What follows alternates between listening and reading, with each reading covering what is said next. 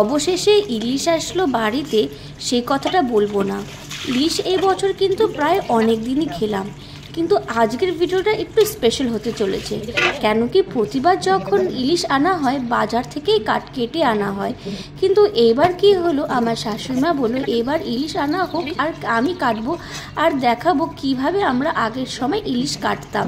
তো আমি প্রচণ্ডভাবে এক্সাইটেড ছিলাম দেখার জন্য কি মা কিভাবে ইলিশটা কাটে। তো বেশ সুন্দরভাবে হালকা হাতে কি সুন্দরভাবে এই ইলিশটা মা কাটলো।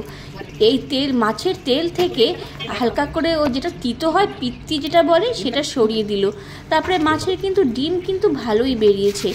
ইলিশটার ওজন ছিল 1 কেজি 800 গ্রাম। হ্যাঁ, আর ইলিশটার কিন্তু রক্ত দেখে বুঝতে পারছো কি ইলিশটা কতটা তাজা। তো এবার আমি মাকে বললাম, মা আমি তো কোনোদিনও কাটিনি, তুমি কি আমাকে শেখাবে? মা বলছে ইলিশ মাছ কাটাটা কিন্তু অত হার্ড না, তুমি দেখেই কিন্তু শিখে যেতে পারবে। আমি তো বসে পড়লাম ভিডিও করতে কি মা আমি এটা স্টোর করে রাখবো, পরে যখন ইলিশ মাছ আমি কাটবো কোনো দিন তাহলে আমি এটা দেখে নেবো।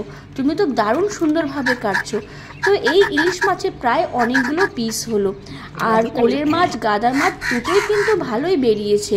আর পিসগুলো কিন্তু অত সরু আর অত মোটাও হয়নি, একদম ভালো শেপের হয়েছে। আমার কিন্তু ইলিশ মাছের কোলের মাছ খেতে খুব ভালো লাগে। আর মাথা দিয়ে কিন্তু কচুর শাক, হ্যাঁ মাথা দিয়ে শুধু কচু শাকই নয়, গাঠি কচু খেতেও ভালো লাগে। চাল কুমড়ো দিয়ে ইলিশ মাছের মাথা দিয়ে সত্যি খেতে কিন্তু দারুণ লাগে। আর আমি জাস্ট বসে বসে দেখছি মা কিভাবে এই ইলিশ মাছটা কাটলো। বেশ সুন্দর হাতে এত সুন্দর করে ইলিশ মাছটা কাটা হলো, আমি তো পুরো অবাক। আর মাছের ডিমও বেরিয়েছে ভালো, তেলও বেরিয়েছে ভালো। মাকে বললাম কি প্রতিবার তো অনেকবারই তো সর্ষে দিয়ে খাওয়া হয়, কেননা এবার একটুখানি বেগুন দিয়ে ঝোল করা হোক। মা বললো তুমি যেটা বলবে সেটাই হবে, একমাত্র বৌমা বলে কথা, আমার কথা তো মা শুনবে। আর এত সুন্দরভাবে কাটলো, আমি সত্যি মানে এত ভালো লাগছে, অনেক দিন পর এত সামনে থেকে ইলিশ মাছ কাটাটা দেখলাম। আমার কিন্তু সেইভাবে বাজারে যাওয়া হয় না, মাছ কিন্তু আমার কর্তামশাই আমার শ্বশুরমশাই গিয়ে নিয়ে আসে। আমার এই ছোট ভিডিওটা কেমন লাগলো প্লিজ জানাবেন। Till then tata.